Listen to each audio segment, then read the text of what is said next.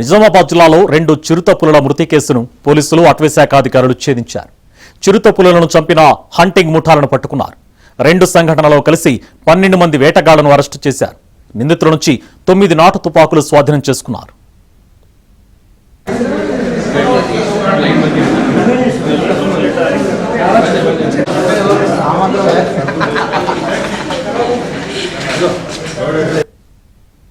భీంగల్ పరిధిలోని దేవక్కపేట వద్ద ఒక చిరుత, ఇందల్వాయి బీట్ పరిధిలోని అన్సాన్పల్లిలో మరో చిరుతను వేటగాళ్లు హతమార్చారు.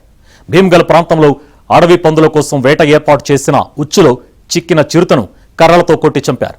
మరోచోట లేగదోడును చంపిన చిరుతపై విష ప్రయోగం చేశారు. అది చనిపోయిన తర్వాత చర్మం, గోళ్లు, శరీర భాగాలను తొలగించారు. ఈ ముఠా సభ్యులు నాటు తుపాకులతో వన్యప్రాణులను వేటాడుతున్నట్లు సిపి సాయి చైతన్య తెలిపారు.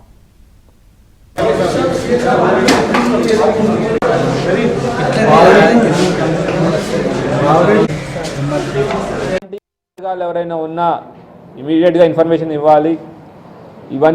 ఈ వన్యప్రాణులు ఉంటేనే మన ఎకో సిస్టమ్ ఏదైతే ఉందో, మన యొక్క ఎన్విరాన్మెంట్ ఏదైతే ఉందో అది బాగుంటుంది. మన అడవిలు ఉండాలి.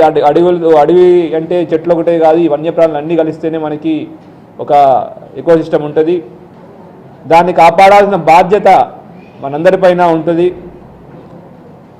మీకు ఎవరికైనా ఎక్కడైనా ఇటువంటి వన్యప్రాణులను వేటాడుతున్నట్టు కానివ్వండి, లేదంటే వన్యప్రాణులకు సంబంధించిన ఎటువంటి వస్తువులైనా అమ్మడం చేస్తున్నట్టు ఇన్ఫర్మేషన్ ఉన్న ఫారెస్ట్ డిపార్ట్మెంట్కి కానీ లేదా ఇటు పోలీస్ డిపార్ట్మెంట్కి కానీ